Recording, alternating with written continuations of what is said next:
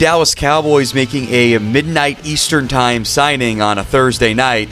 Congrats, you won the lottery on that one. Miles Sanders, the former Panthers and Eagles back, is set to join the Dallas Cowboys per ESPN's Jeremy Fowler on a one-year deal.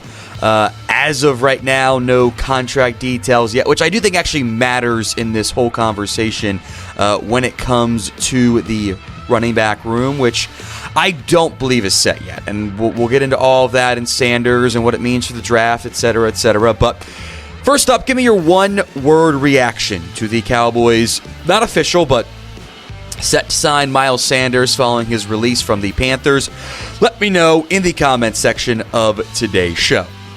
My one word is interesting.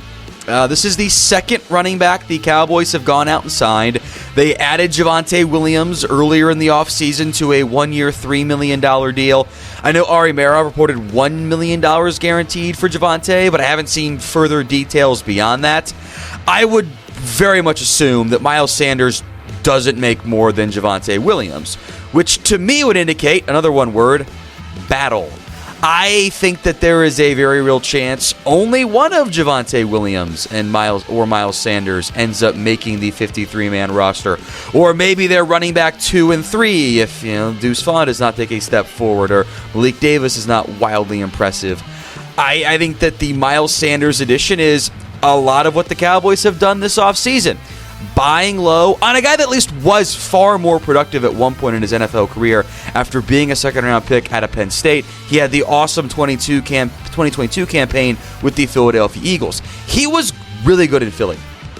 Without my context, I've got my notes here. He was a 5-yard per carry back in Philadelphia. 179, 818, and 3 touchdowns. 164, 867, 6 touchdowns. 137, 754, no touchdowns. Then in Philadelphia, 2022, 259 carries, 1,269 yards, nice, and 11 touchdowns. And it did plenty of passes. He had 50 catches, by the way, in 2019 as a rookie with Philadelphia. He goes to Carolina, he gets paid, and it's not good.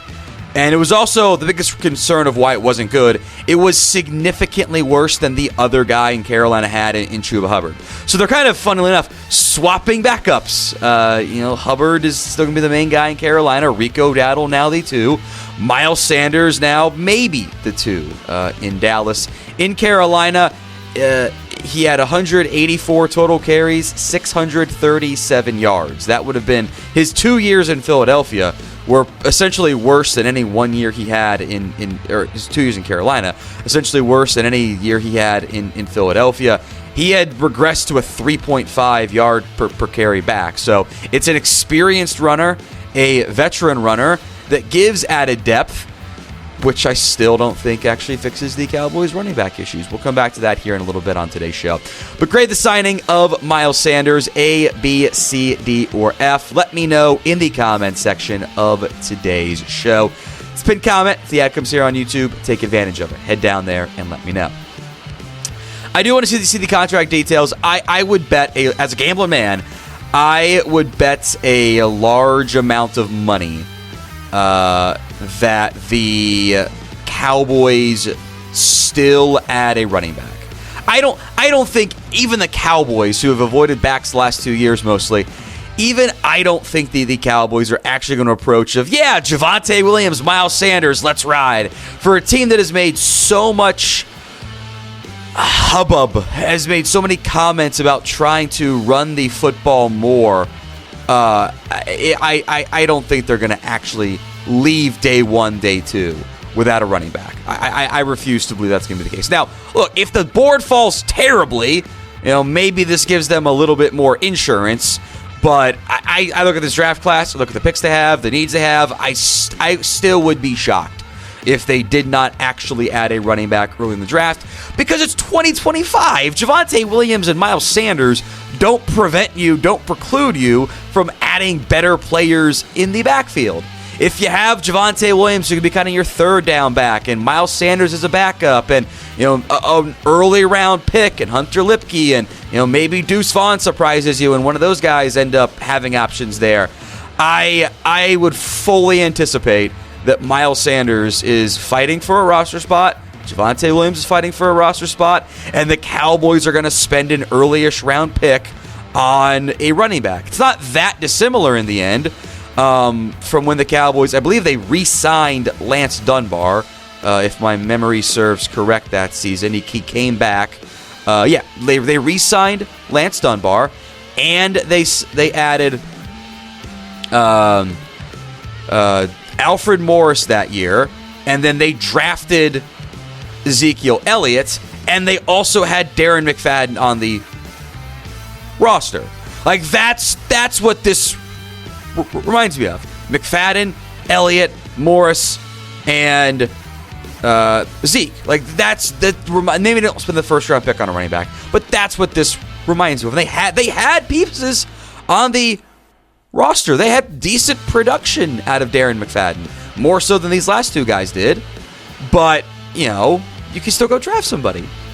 Like, if there's a back you like, you take him. I would not freak out so much over they added a second running back. Like, their running back room was bad last year. We know that. Even with it was better when Rico got going, but without Rico, that running back room had no production really. Like, it just didn't work. So I do not interpret the addition of Miles Sanders as in any way interfering with the Cowboys' draft plans. Do you agree? Will the Cowboys still draft a running back early? Why for yes and for no? Let me know in the comment section of today's video. Go vote right now.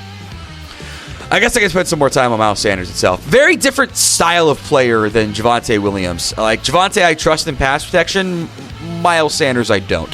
I do think Sanders was better this past year as a runner. I thought he showed some better stuff than what we saw in a really, really bad 2023 campaign. But he also got phased out of the offense altogether. Like, he wasn't really involved down the stretch for Carolina. He had 55 carries last year. He was a no-brainer cut. This is not someone, I would bet, again, a lot of money that when the Miles Sanders contract comes in, he's not guaranteed a roster spot with the way his contract is structured.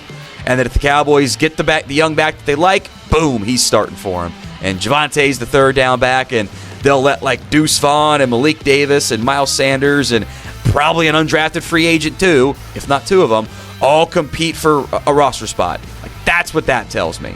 And the Cowboys know they're probably getting Miles Sanders super cheap for a guy they know well from his time in Philadelphia, and they're saying competition breeds success. I will also say I think it is objectively hilarious the Cowboys did this in on the same evening of the obscene, ridiculous DeMarcus Lawrence, Micah Parsons, all of the current Cowboys defenders drama. It's honestly kind of funny.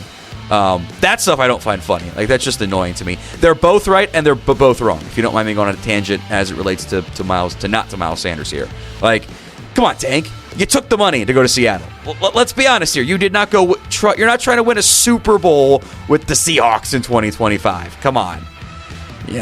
He's probably not wrong that it'd be nice to fully focus on football, which doesn't ever happen in the culture of the Cowboys anyway. But, like, Tank and Micah didn't always get along. I think that's, you can see some of like the sideline clips and be like, okay, that's kind of seen that one before. That certainly makes some sense. Like, it just, shut up and play football sometimes is not to be shut up and dribble, but like, it's just more culture stuff that kind of annoys me. Also, probably telling that like Diggs and Overshone and Golston and Osa were all kind of like,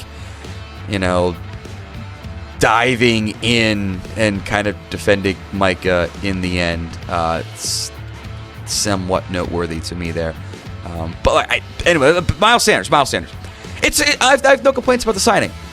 It's because it's not going to cost you anything. I wouldn't be shocked if this is 1 year, up to $2 million with like $500,000 guaranteed. And the Cowboys go between Javonte Williams and Miles Sanders, we can create Rico Dowdle in the aggregate. Like, that's probably what they're doing. I would not. I don't think this in any way impacts their draft plans. You can't trot out Miles Sanders and Javonte Williams in 2025. That's not a serious running back room for a team that wants to run the football more. So I know that is already out there and people are freaking out. They had McFadden, Morris, and Dunbar when they drafted Zeke. This is a better draft class overall. I would bet you a lot of money. And we'll do a mock draft on this in the near future too, so make sure you guys are subscribed. The Cowboys still take a back early, but cheap veteran depth I want bigger impacts in general, but I'm not going to complain about cheap veteran depth because there's not much of a negative impact.